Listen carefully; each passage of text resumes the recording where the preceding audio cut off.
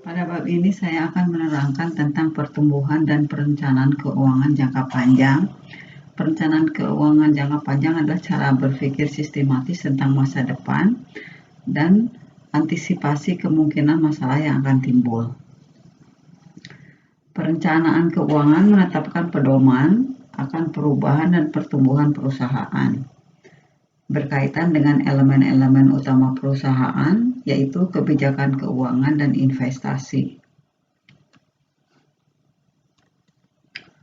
Untuk mengembangkan rencana keuangan, terdapat elemen dasar dalam menetapkan kebijakan keuangan perusahaan. Pertama, investasi yang dibutuhkan perusahaan untuk aset baru. Kedua, tingkat hutang yang dipilih perusahaan untuk digunakan, dan ini akan menentukan jumlah pinjaman yang akan digunakan perusahaan untuk membiayai investasi dalam aset real. 3. Jumlah kas yang diperlukan perusahaan. Keempat, jumlah likuiditas dan modal kerja yang dibutuhkan perusahaan secara berkelanjutan.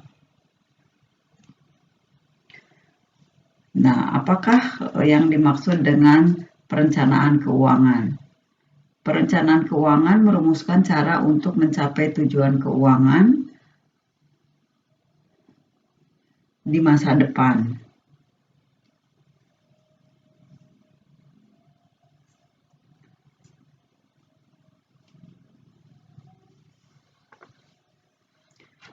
Seperti yang telah dibahas di bab 1, tujuan perusahaan adalah meningkatkan semua nilai pasar dari ekuitas pemilik. Tentu saja jika perusahaan berhasil melakukan ini, biasanya pertumbuhan akan terjadi. Dengan demikian, pertumbuhan mungkin merupakan konsekuensi yang diinginkan dari pengambilan keputusan. Tingkat pertumbuhan sangat umum digunakan dalam proses perencanaan karena pertumbuhan adalah cara yang tepat untuk merangkum berbagai aspek kebijakan keuangan dan investasi perusahaan. Dimensi perencanaan keuangan. Hal ini sering digunakan dalam merencanakan tujuan perusahaan, di mana tujuan perusahaan ada dua, yaitu tujuan jangka pendek dan tujuan jangka panjang, di mana jangka pendek dalam prakteknya biasanya hanya 12 bulan mendatang. Nah, saat ini kita pusatkan perhatian pada perencanaan keuangan dalam jangka panjang. Jangka panjang artinya 5 tahun mendatang. Periode waktu ini disebut cakrawala perencanaan dan hal ini dimaksudkan atau disebut dengan dimensi pertama proses perencanaan yang harus ditetapkan.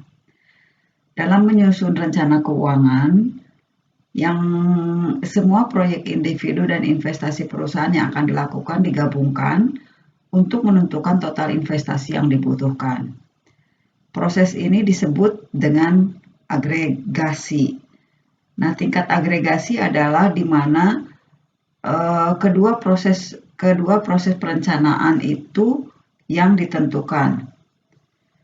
Setelah cakrawala perencanaan dan tingkat agregasi ditetapkan, sebuah rencana keuangan membutuhkan masukan dalam bentuk kumpulan asumsi alternatif tentang pengalokasian variabel-variabel yang dianggap penting.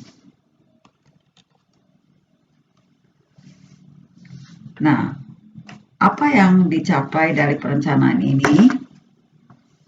Karena perusahaan cenderung menghabiskan banyak waktu untuk mencoba berbagai skenario, sehingga menjadi dasar untuk perencanaan keuangannya.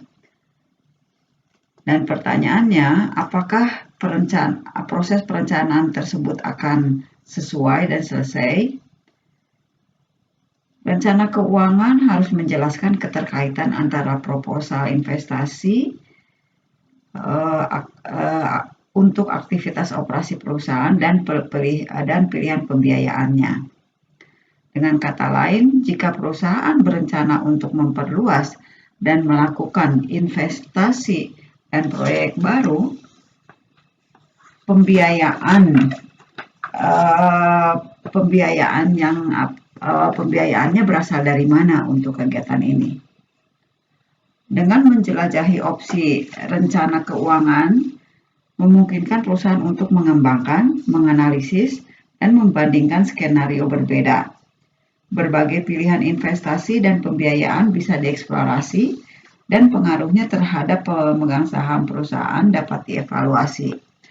Pertanyaan tentang ini dan tentang lini bisnis masa depan perusahaan dan pengaturan pembiayaan sangat diperlukan. Pilihan seperti memasarkan produk baru atau menutup pabrik perlu dievaluasi. Perencanaan keuangan harus mengidentifikasi apa yang mungkin terjadi pada perusahaan jika berbagai peristiwa muncul.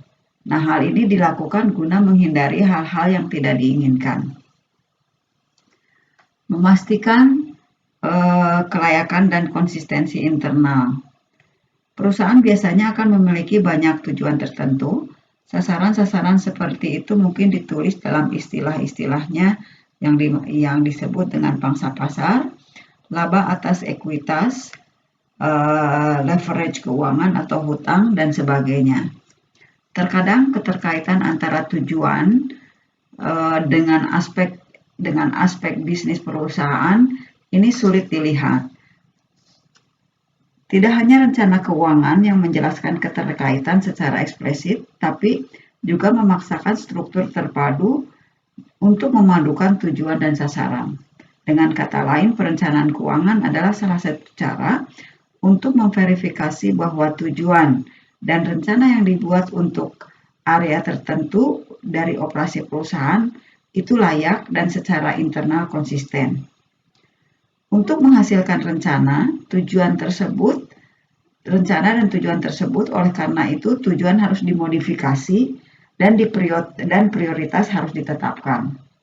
Misalnya, salah satu tujuan yang mungkin dimiliki perusahaan adalah menumbuhkan 12% penjualan unit per tahun. Nah, tujuan lain mungkin mengurangi resiko hutang total perusahaan dari 40 menjadi 20%.